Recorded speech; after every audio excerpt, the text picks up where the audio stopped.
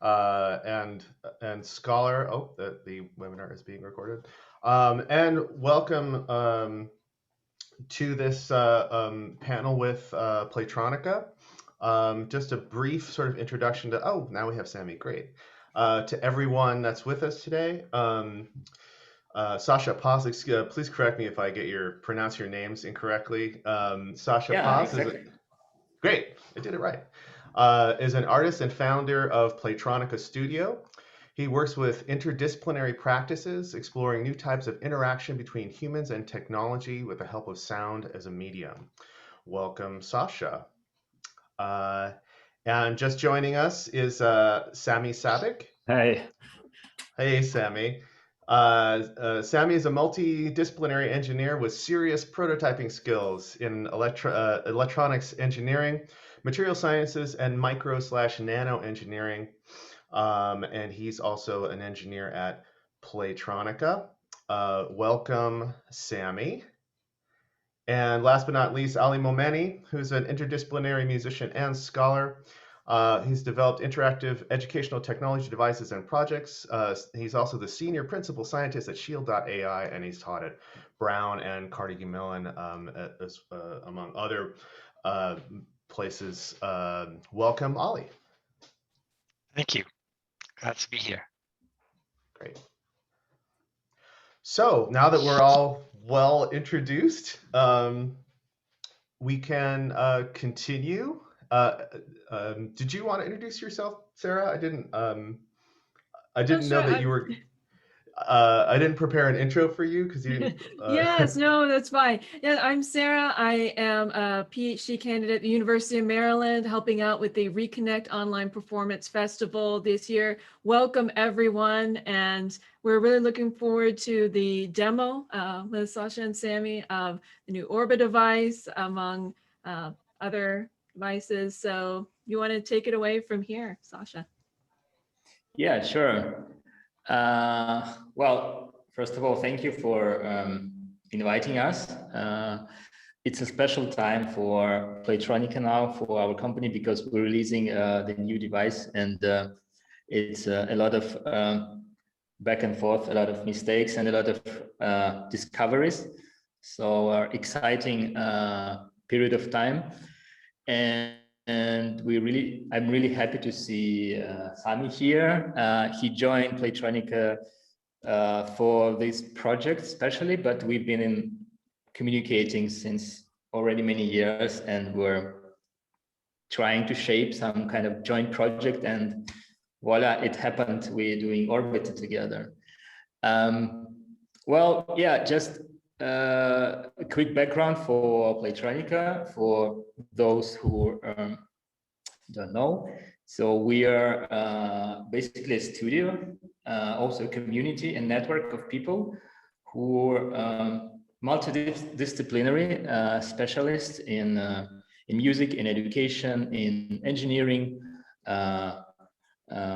yeah, artists as well. So at first, the main idea was how we can make music with doing tactile experiences, and we built several devices for that. One of them is Playtron, that piece of PCB, which I see on your background as well. Really nice picture. Yeah, so ananas, pineapples, lemons, everything that's conductive, everything that has water inside, anything organic can be an instrument, can be an orchestra. How it works, just a basic introduction. It's the electricity that flows through our body, and we use this board to measure that electricity. And we literally take the cables, plug them into vegetables or other humans or metallic parts, anything conductive that has water. And then the important part, we plug ourselves. So we as a conductor, as a main actor in this chain. And when we have the touch, when we're touching the object, the chain closes, and that gives a signal for an interface to react, and then we can add some sounds and effects and so on. So what is important here for us is that we are so overloaded with different gadgets and instruments and devices that we have at home in the studio. I can see you in the studio have a lot of instruments. But with Playtronica, we can make these instruments from everyday objects, from the objects from the supermarket, from your friends, or from your forks and spoons. And this gives a creative possibility for those who, let's say, do not consider themselves musicians or artists, or maybe they just visual artists, or maybe they dancers. It gives them a tool that enable this sound and music activity in their everyday life, in their experience, and in their artistic practices. And I'm really happy that since already 4 years with this device, we have a solid community that generates new ideas, new experiences. We have a lot of music therapists. We have a lot of artists and dancers, singers, who even people with traditional instruments. For example, recently, a girl with a saxophone, she connected the saxophone and was first playing on it just by touching it. Even before blowing into it, she was just already playing just by touching it, and then do it with her fingers, then with her lips, and then finally playing and letting the air in it. So starting the saxophone sound itself. But you know, this kind of things that happen to traditional instruments that also are really interesting, because the educational system for traditional instrument player is very complicated. It involves many years of practicing, and Playtronica helps to break that barrier. You can just tonight you can start playing, and you can immediately have some fun with playing. And I think that's important when you introducing music to people who are not into it. So yeah. So what's the format? Should I just go on, or are we having kind of a discussion around the things, or how do you prefer to shape it? I think it would be great to maybe see some of the devices. Sarah, do you agree? Agree. Yes, you can go right into the demo. Thank you so much. Yeah. So I presented here a demonstration, and so this is basically the Orbiter, our new device. And maybe just before the demo, I'll let Sami speak a little bit, because that's the intersection when we met, and that's basically the prototype he developed. And this is the prototype which was before. Oh yeah, here's the camera. But just briefly, iterations of the idea. So we were 3 years ago, we were already playing with Playtron and doing installations and having fun with that. We were thinking what can be done next in terms of what signals we can transform into music, and inspired by music videos, by visual art, by animation, by Kandinsky abstract paintings, we decided that we will work with colors. And we created an instrument. It basically was a sensor, a MIDI controller that was measuring colors and transforming them into notes. That was good, but that was not stable enough. There was no, you could not use it when you're performing live. So we decided to do something stable, and someone had this idea of why not do this rotational sequencer. So what is a sequencer? It's something that repeats the pattern with a specific tempo. And yeah, and then we created, we worked with Axel Blume, and he created this beautiful shape, which is also a shape of a clock, as you can see. I'll show it on this camera. So it follows the part, but it can stand vertically, it can lay down, and it's basically a clock because it's, I mean, it's a shape of a clock because there is a essence of time in the sequencing. In music in general, we think about time in music. And inside you have a motor, and it's a belt. So here spins the motor, and the belt transforms it to the plate, and basically it's spinning. And we put some magnets on it. So yeah, maybe I would like Sami to introduce a little bit of how it works, and I would be preparing for some live music with this prototype. Hi, not sure you can hear me well. I've got a weird setup on my desk, so okay, all good. Yeah, so yeah, I mean, Sasha introduces the big lines of what Orbita is. So essentially a sequencer that's based on colors. The way it works is like it's at the intersection of like a record player and a clock. So the record player is the music, the clock is the tempo, and then we're making a sequencer. So it's kind of you could put it in between. Basically, what it is, it's a bell-driven turntable. So you see that black circle that you see multiple times on Sasha's picture is basically the platter, like a record player. And then you get a belt that basically will make it spin. But when it starts to differ from a record player is that we don't put records on, but we put little dots of colors.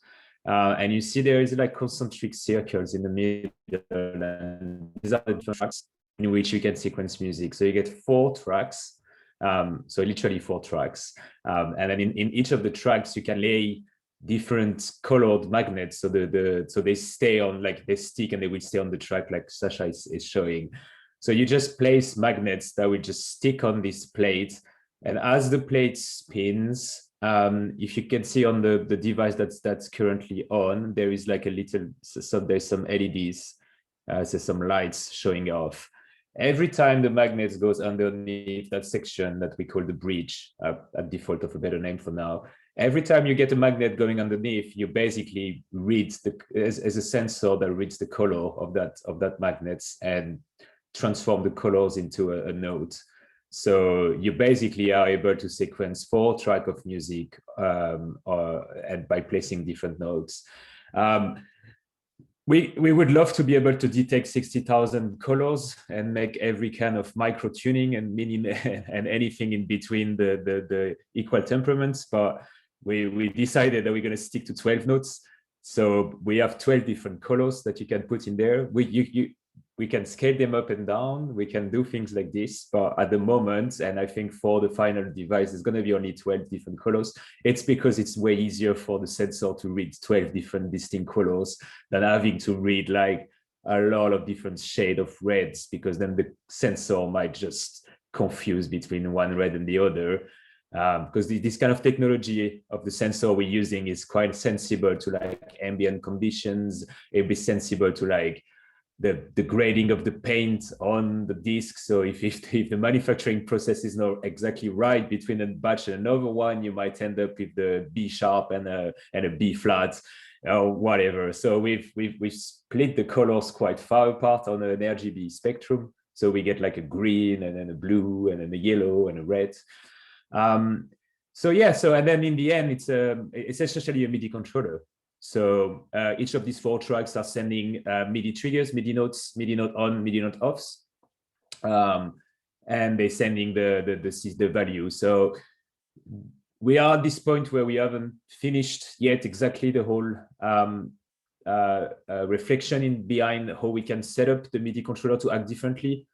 because there are different things we could be doing. We could be having only 2 tracks, but one control track, one note track. So you essentially you're playing with 2 instruments on MIDI, but then for each instrument you have your note track and you have your CC track. So you can send filters value, you can send attack, you can send things like this. So all of these things will be possible, but for now we treat it as like a 4-track, 4 instruments, and then as many triggers as you can fit on the disc. So obviously the inner circle, you can't fit that many triggers, that many notes, because it diameter of the disc limits you. But I mean, this is an instrument. Every instrument has its limitation. So we embrace this, and you have to play it the way it is laid for you. But there's plenty of opportunities, and it's really fun to play with. So yeah, I think that's a quick and really broad overview. There's millions of, I mean, I could sidetrack on engineering a lot because I'm the one doing the engineering behind it, circuit design and programming and firmware and production and sourcing the components. But I don't think that's like, I don't think I'm going to sidetrack too much in there. So I think that like I've probably said enough to like introduce Sasha now to the demo, and I can put some sounds through it now. Yeah, thank you, Sami. No worries. I just remember last time where I was demoing it at NAM, and something with the connector was not working, so it was yeah, and then out you of were calling sound. me. So, but happily today it's working, and so what I'm using is, as Sami described, this circle would be for drums. This one would be for synths. This is bass, and this is effects. And I'm having this already preset colors assigned to samples. And I would try to arrange kind of a simple track.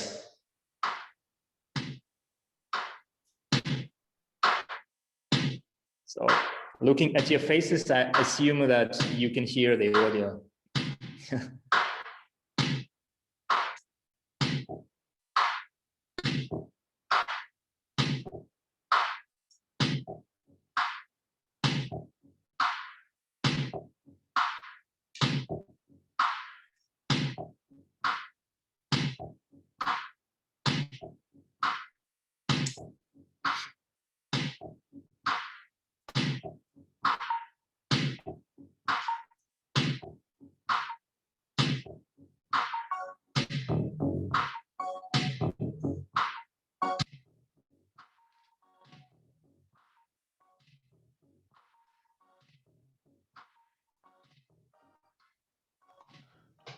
We've lost a bunch of the audio gain, Sasha.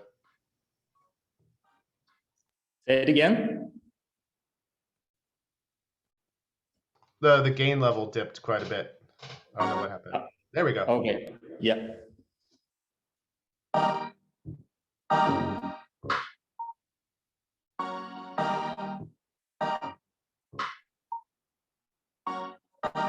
So what you can do on the go, you basically can, as you see, adjust the position of the samples, and that means you can create the drum pattern, the bass pattern, and the melody. What you're able to do is to change the tempo, of course, and in the final product, you would be also able to mute the tracks just by pressing here on the plate, which means you can reconstruct your drums just by muting it and then building other blocks on it.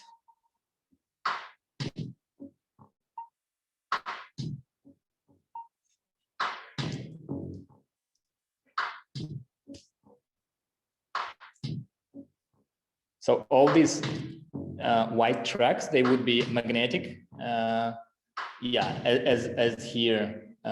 So you would be just literally dropping the magnets on it, and they would be automatically be on the position. And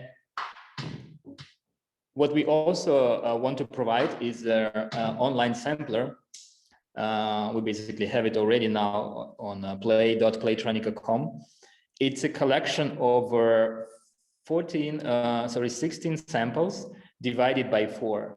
Exactly like here we have 4 samples of drums, 4 samples of bass, 4 of synths, and 4 of effects. So when you go to this website, thanks to Web MIDI, you can connect directly Orbita to the device that has access to the internet, and you can instantly start playing. So there is no app, there is no additional hassle with choosing the sound, and you know, that sometimes blocks people from really starting making music, choosing the music. But of course, if you are more comfortable with the DAW, you can use Ableton Live, you can use Fruity Loops, you can use anything that has MIDI, and basically you can switch to the mode where each circle is the same instrument but different octave. So we have octave 1, 2, 3, 4. Basically, you can create a 48 keys interface. So you have 12 colors, each circle 12 multiplied by 4, 48. And this is for more advanced, I would say, usage. There is also a possibility to create, just a week ago, we had the workshops with 2 kids, and they were creating the melody together, which brought us to the idea that this is the instrument where you can create something cooperatively, rather than just, no, it's my turn. It's a cooperative instrument. So while one is doing the drums or the bass, the other kid was doing the melody, and that's quite unique, because then it becomes something like for general usage, something like a table music game, and we can create packs of piano or harp, and then it would be something like a, you know, like a music box, and we can hear beautiful harp sounds, which obviously I can just try to show you how it sounds when you do one instrument. Let's say piano.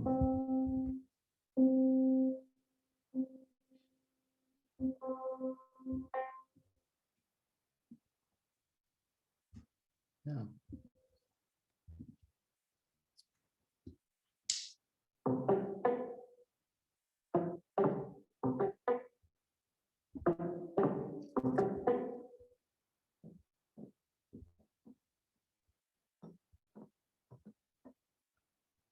Okay, just a second. Somehow the notes are really short. I cannot really go for a longer decay.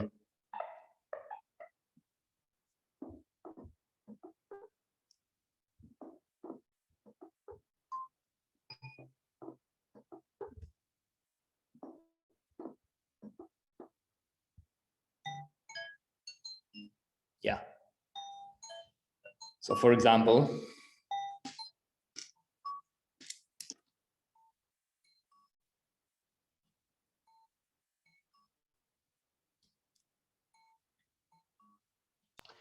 your gain seems to have dipped again. The gain okay, of the so device.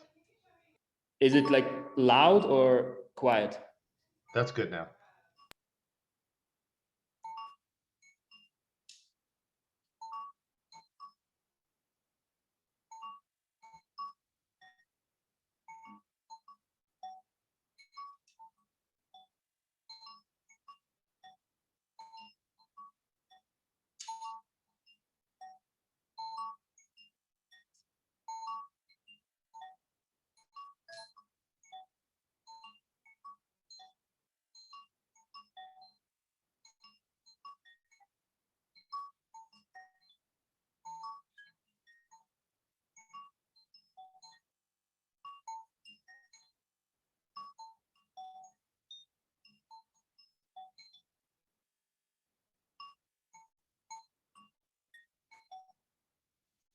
So yeah, also one of the possible features is meditation, what we like to do these days.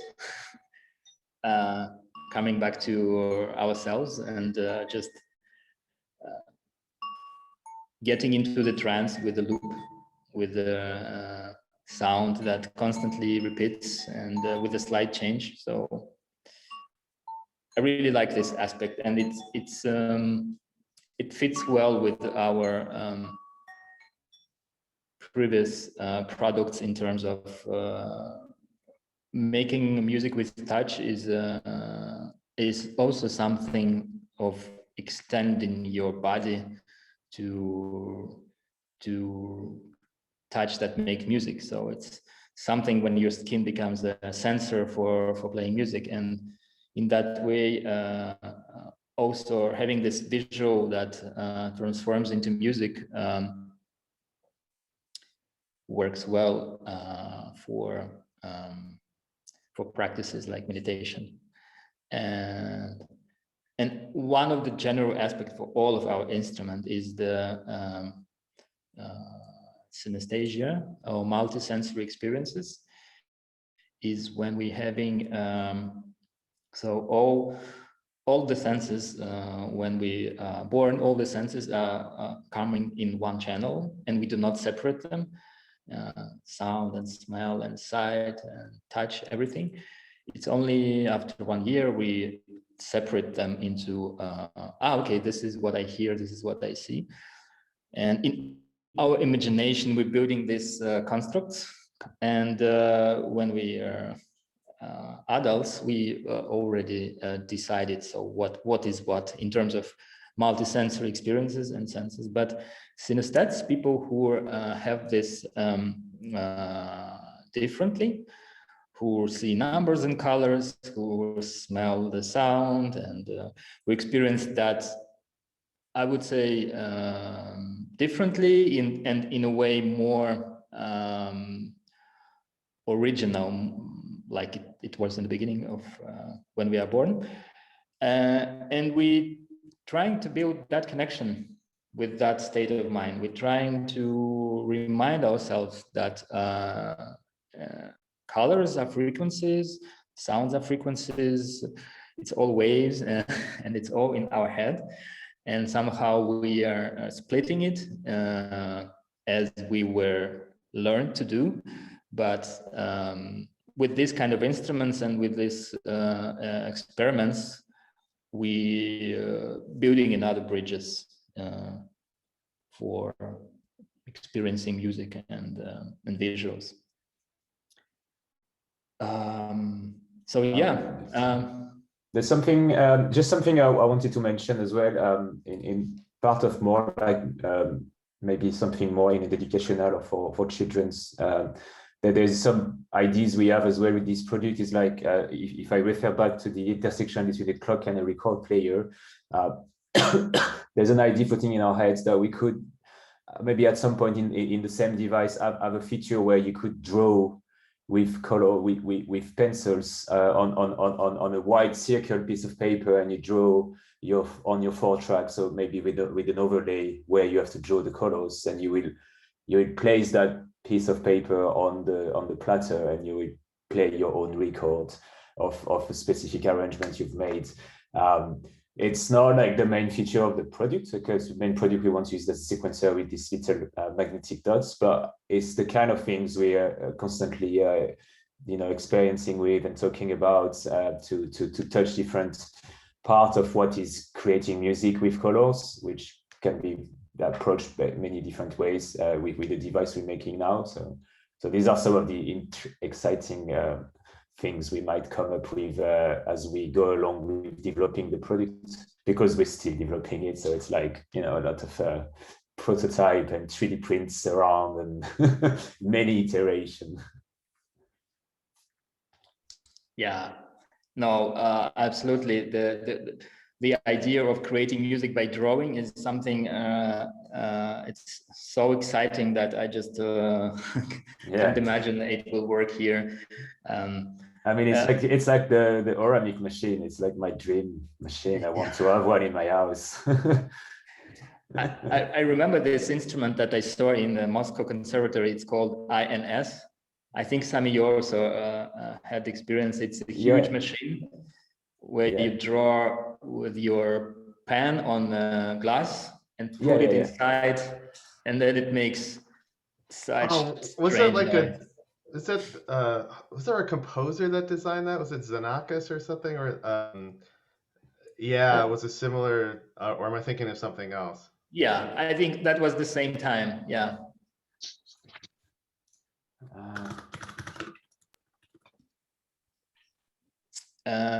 And yeah, there is this small device over here, and this is actually that mini jacks that can go to your modular system, which also builds a bridge with the users that prefer working with the analog equipment and using electricity as the main driver for their sound, which are modular systems. And we actually next week having some artists that will try to experiment to build something with the modular. And in this way, I'm so thankful for Berlin music tech scene, because everyone I need there here, if not, they can come. I mean, in the normal days.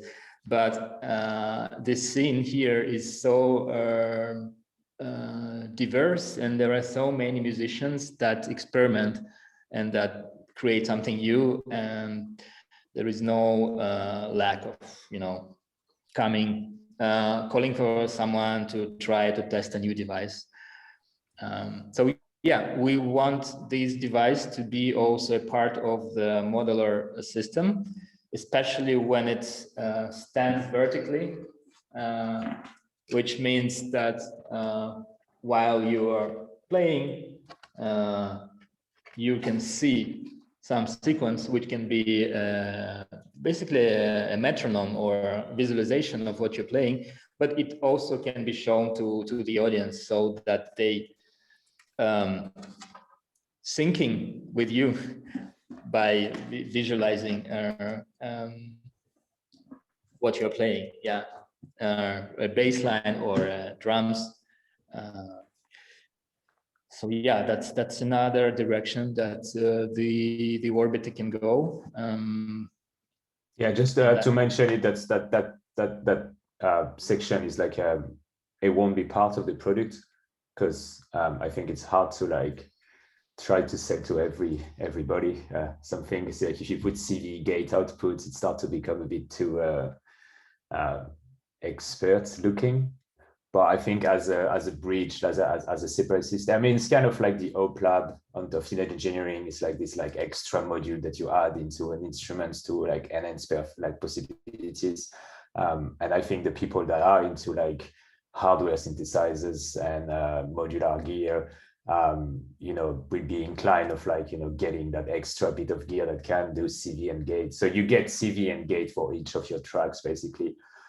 It's basically be a CV gate MIDI interface. So there are already some out there, but like because we're doing everything to USB MIDI, and we wanted to make it quite small. So, and one of the exciting thing with this is like we're gonna try to make it retro compatible with our pre-existing instruments, so the Playtron and the Touch Me, because they're also both doing USB MIDI as well. So we could make an interface for all Playtronica instruments to have CV gate outputs for more advanced users.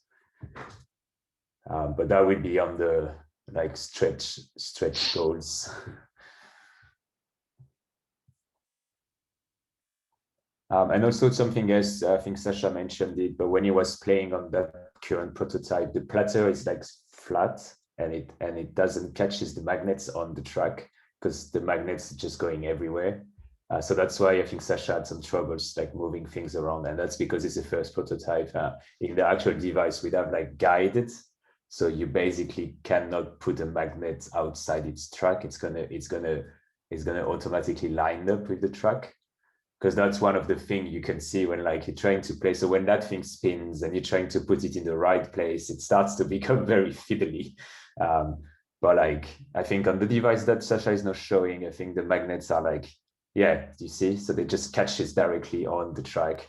That device, sadly, is not functioning yet, so that's why we couldn't do the demo with this one. But you see that the magnets are just like, so the one that he was showing was the tricky one to work with, but the working one. But that makes it much easier to not like, because sometimes you place a magnet, but it's slightly off the sensor, because the sensors are essentially quite tiny. So they only detect across the circumference of the track, but on a very tiny area. So if your disc was slightly off, the magnet will read black or will read some kind of non-color. I just wanted to point it out. So that's basically part of the refinement process of like, we make a first prototype. We're like, oh my God, this is like really hard to play because the magnet's going everywhere. And then we're like, okay, going back to the drawing board, thinking about what can we do, and then talking with the designer and find a solution and test again, and solution works. You know, so that's the joy of iterative product developments. Yeah, one of the modes that we haven't discussed today is the free scratching mode.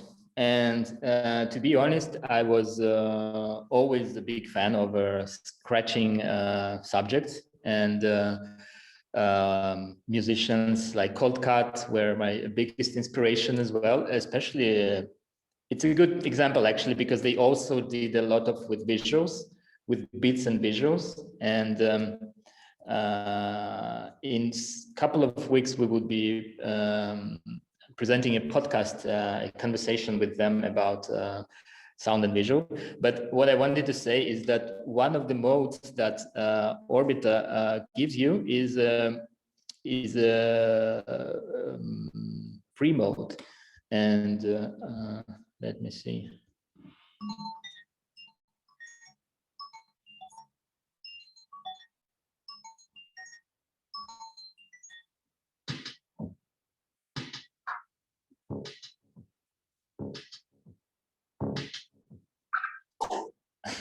Yeah, there was a scratch sample. So when I take off the rubber, oops, I'm now controlling the time myself, and that's a really interesting part, because what I can do is create my own time patterns. I can jump with time, and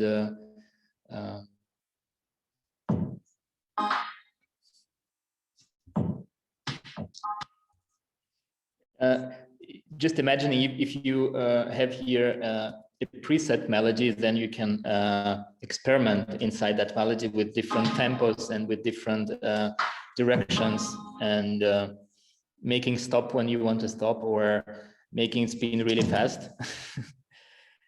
Obviously, with the magnets, it will work well.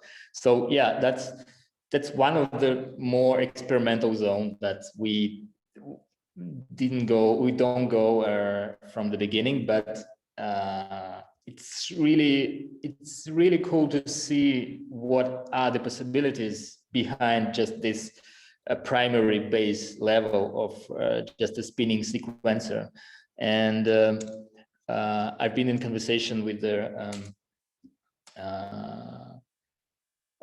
the person, and she did a PhD in turntablism, and there are so many examples how creatively just the turntable, just the spinning mechanism can work with different artists starting from 60s, I guess, with the invention of a turntable.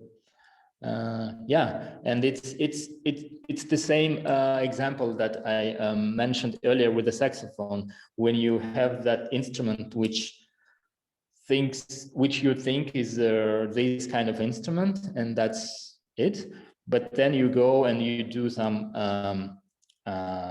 you connect wires to it, or you start spinning it, or you do some colors on it, and then it becomes something else, but brings you, open you some new features. But maybe it's, again, maybe it's too experimental to talk about that now at this stage. Yeah, for the moment, we just need to fix the motor, fix the sensor, make it spin, and make it detect the speed, and then communicate with your DAW, and then make it at least functional to play techno track from the beginning, just 4 simple beats, and then we'll see where it goes. Great. Well, thank you so much for both you guys for that demo. I have so many questions. Just one thing, there's been a Q&A question. I'm just going to maybe vocally go over there because I've answered them by typing. So someone asked if we can go clockwise or counterclockwise. Yes, we're going to be able to basically change the direction of speed. So you have like a knob that basically directs the speed of the platter. There's going to be a push encoder. So you're going to turn it to define the speed and push to change direction of rotation. And another question was, how fast can it spin? It's a really good question. we want to make it goes as fast as type of music we need that some such speed. We're thinking about 180 BPM, something around that. But basically, as Sasha said, we're still working on the drive system, defining which kind of motors we're going to be using, which kind of technology of motor we can use, because there's a lot of factors there: the price, the noise, the drive speed, the drive control, things like this. But 180 BPM is what we're setting up. We'd be curious to hear people if there is a big wish for a faster speed. We are open to suggestions and things like this as we develop the product, obviously. Yeah, Joe, you go. Oh, that's great. That was just a 2 question of the Q&A, and then if you have more questions, we'd be happy to answer them in live. Yeah, thanks for directing us to them, because I had that window covered. I didn't even see. Yeah, I just saw the thing pop up on the bottom of Zoom. I was like, oh, there's Q&A. Great, I'm going to answer them. Right, it's distinct from chat. I love this idea. I think the design sensibility is really awesome. Visually, it's really compelling. It's as an object, I think, it's a very attractive device. One thing I noticed is especially on the newer one, where you're sort of throwing them on the thing, which is really fascinating. Are in that magnetic ring, are those like kind of like sequenced? Are the magnets laid out in a sort of grid, so that it's like kind of tempo mapped? Yeah, we talked about quantizing the beats with latch every bit. So, but it's not the case. So what is it? Is basically there is there's a metallic ring all around that. So you see the white overlay on the top. On the bottom, it's like a metal wire that runs all across, and then the magnets on the disc will just latch. So if you have you have 2 metal things going around, it will latch on this one or latch on that one, but across the whole circumference, it's not quantized. It's not like a distinct element. It's just, it can go anywhere there.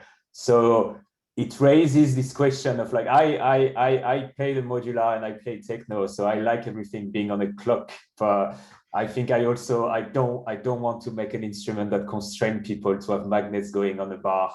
I think it's much more liberating somehow to have them going anywhere.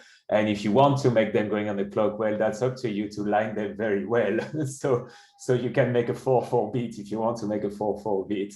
But I think it's better that way, because then it doesn't constrain a certain kind of music, which is very repetitive, very clock driven, very bar driven. Right. Yeah. That's interesting how much can be sort of baked into the device from your own sensibility and your own sort of perspective in terms of what gets included and what gets left out of the device. And this is a general question for, a lot of the stuff that you're talking about kind of relates to a lot of NIMEs or new instruments or musical expressions, and in that there's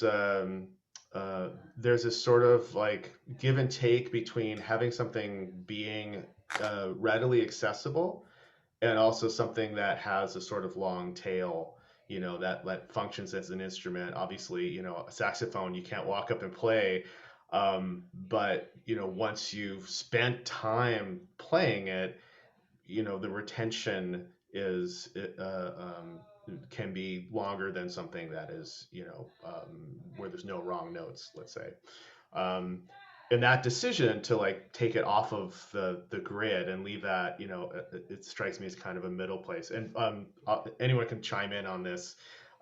Your thoughts on when you're designing this instrument and your other instruments too, how you sort of consider that give and take between being something that's really accessible but also something that can withstand a long-term sort of digging into, if that makes sense. Yeah, I will answer. In the beginning, there was like that, as you see, there were no grid at all, and and this is what I really like, because it's completely abstract and it's more appealing to my visual part of myself rather than audio, although I said before that it's all one. But from my experience and from Playtronica experience, and Sami has also experience, I guess, with doing other instruments with their limited freedom of expression, I prefer to do it just without any guidelines, without any grids. And I prefer to start with that and then making it possible to add layers, to add presets or add some, just basically grid on it when it's needed. Because when you're starting with the grid, it's really spoiling you. I'm just speaking now about a person who is approaching the music instrument for one of the first times. So when you're having the grid, it really spoils you, because then you'll be working on this grid for many time, because that's an easy path. But when you play without grid, that makes something that it can bring much more. But also it can be really frustrating, you're right. And then you can just add this layer. And with Orbit, we have quite a few mentions that, hey guys, why don't you do this clock thing, or just 2 lines, or maybe 6 or 8 or 12, which totally makes sense. And I myself, you cannot make the straight beat just from a second. You have to, move it a little bit here, a little bit here. But for me, that's the way how the instrument learn you to do this. I think that's important, because otherwise, if you have the grid, then playing would be just okay, 1, 2, 3, 4, and then this is how it works. But it depends also, because we're not making an instrument for musicians only. We're making it to these categories that I described. That makes us think for all of the categories at the same time, and that's the heart's decision. Yeah, it's a tough place to sort of to hit. It's a very sort of delicate target. We have a couple of questions from the Q&A. I'll go for the second one first, because it sort of piggybacks on what you were just saying.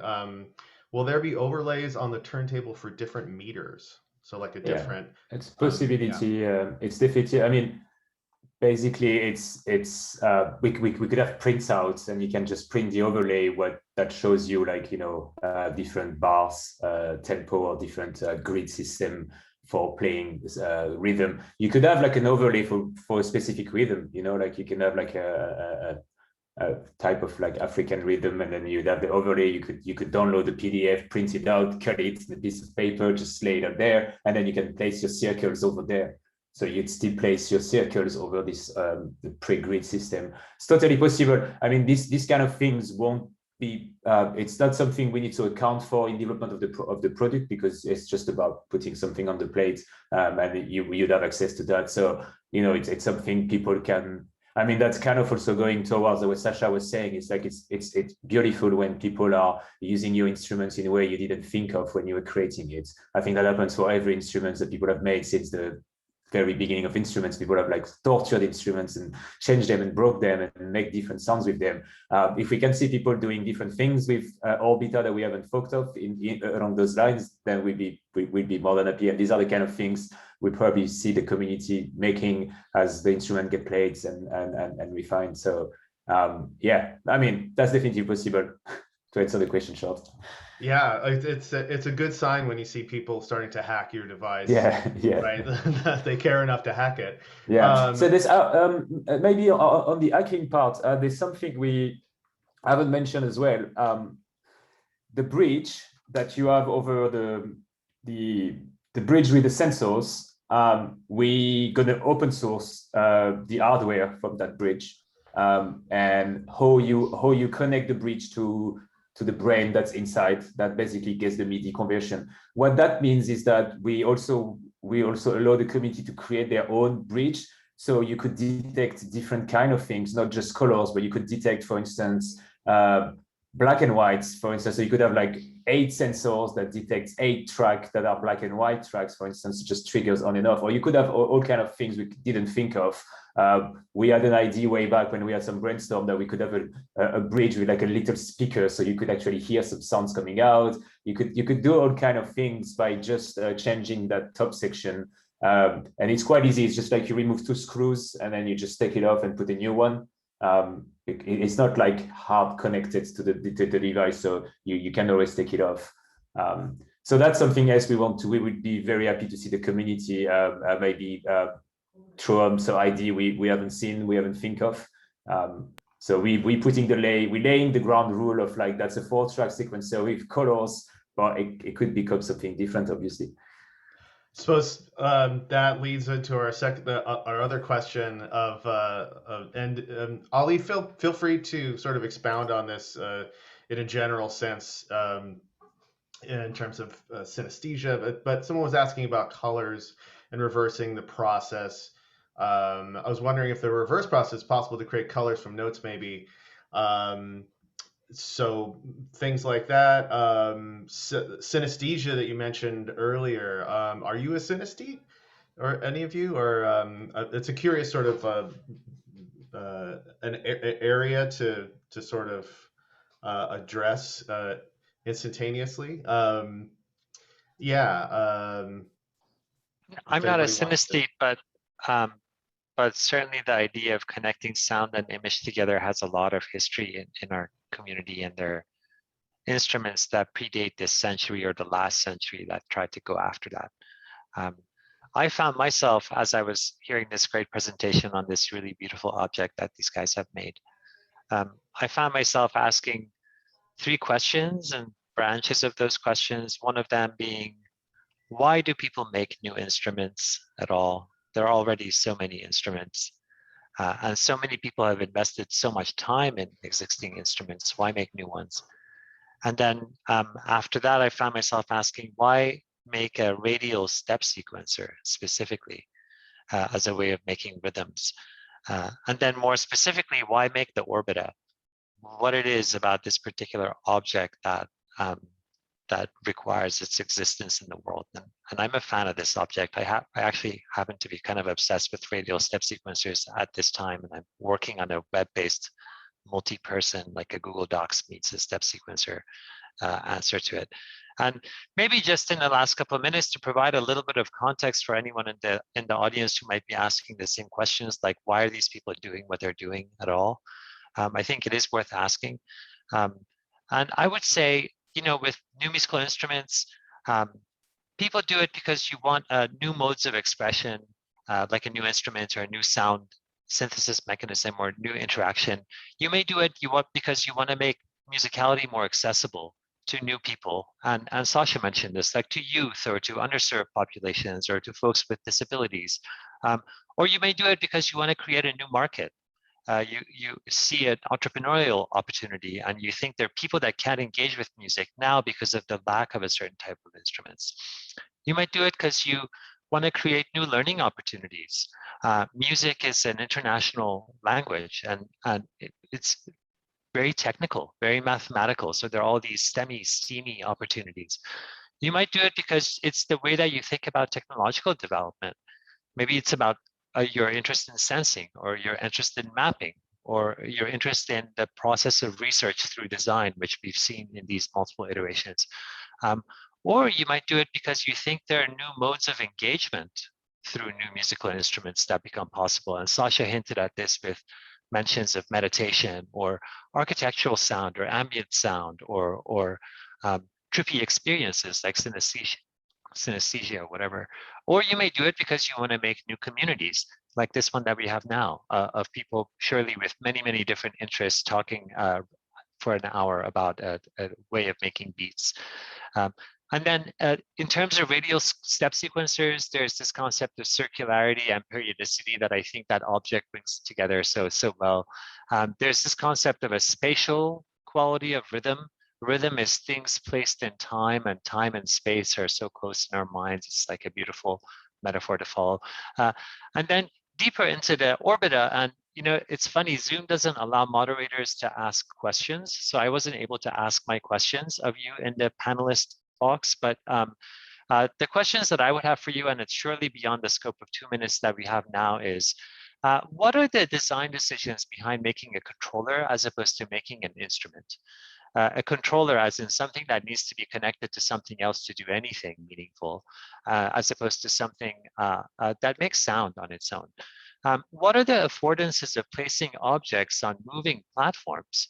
That very basic notion of like a robotic arm that's trying to place something on something that's moving. It's like a game's, the children's puzzle of picking fish with the magnet out of a rotating platform. There's something hard about it, right? So what are you doing to music making by asking people to do something that's kind of like physically challenging, which I find interesting. Another question is, what are the affordances of choosing notes by placing objects of different colors on a platform, as opposed to, let's take the extreme, the theremin, right? One of the classic new innovations in instrument design, where this is pitch, right? So now I just went through all these pitches, and in this model, you're very carefully, delicately picking and placing pitches. What are the affordances of the whole notion of tactility at all? Why is tactility good here? Tactility, hitting a drum with your hand, tactility, moving your finger along the fretboard of a cello, and tactility here, picking objects and placing them. What does that do to beat making? A technical question about what does this whole thing mean about the time sensitivity of beats? Rhythm is really critical with time, right? A flam is 1 millisecond. The sensing, the stability of the motor, what does that do to the fidelity of your beat, and what does that mean? And for me, all these questions ultimately point to, who is this instrument for? Is it a new product for a new market? Is it for about learning? Is it about synesthesia? Is it for musicians who want to go to 180 beats per minute? Lots of interesting questions, I think, come out of a really thoughtfully well manicured, well packaged, put together object and instrument like what you have. And that was a 6-minute recap of all the things I was thinking about in the last 52 minutes. Thank you for listening. Wow. Great. That's a lot of questions. That was that's really insightful. There's a lot of questions. I was like, oh yeah, I want to answer this one right now. Maybe I'll let Sasha start shove some. I would have to quit the Zoom session and join as an attendee to ask them in the Q&A, but I can just send you I'll share a Google Doc with you if you like. Well, I think we have time for one more question. Did you guys want to address or respond to anything that Ali mentioned? Well, I think that with 1 minute, it doesn't make sense. I think, I know, I will answer for the first question. Why are we doing this? Why am I doing this? That's actually a funny answer.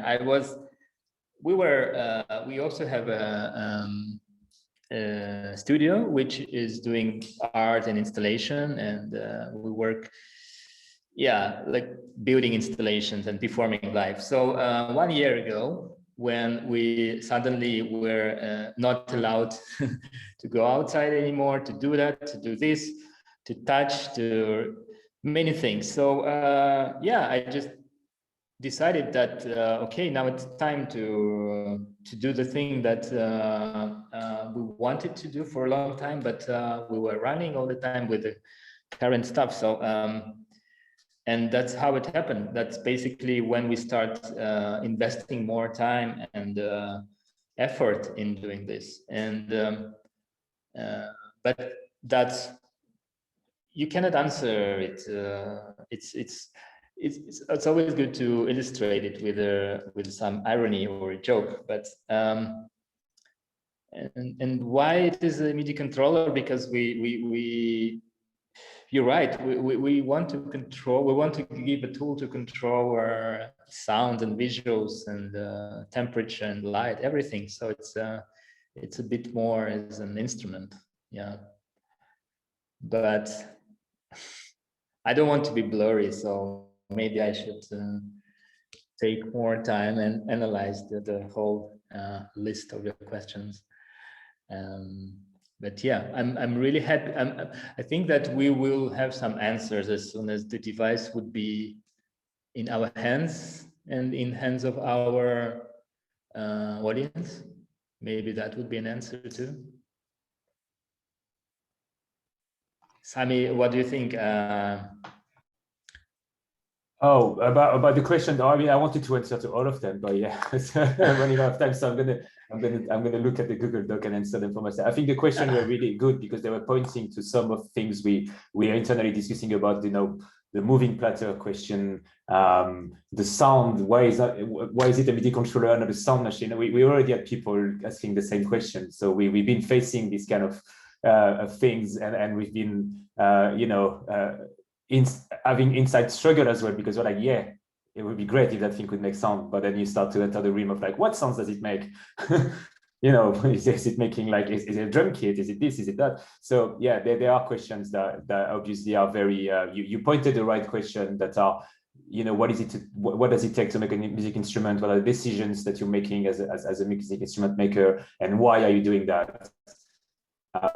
You've like, yeah, so I can't really take one and answer it. I think they're all like quite more like deep questions, as in like, oh, how fast does it turn, and you know, things like this, which is easier to answer on just like a quick presentation. But again, as I say, I think we're in the middle of development, so like if there are people listening in the audience that you know wants to share more insight with us, I think we're very open-minded. We like to develop things for the people that are going to play with it.